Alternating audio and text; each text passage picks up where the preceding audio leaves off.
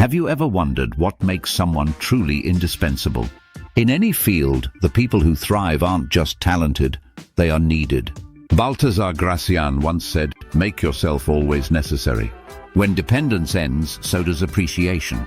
Why is this so important? Because the moment people feel they no longer need you, their attention and respect shifts elsewhere. In a world driven by utility, people remember those who consistently add value to their lives. So, how do you make yourself indispensable?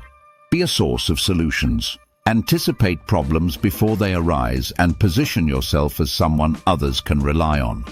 Invest in your skills. The more versatile and irreplaceable you become, the harder it is for anyone to dismiss your contribution.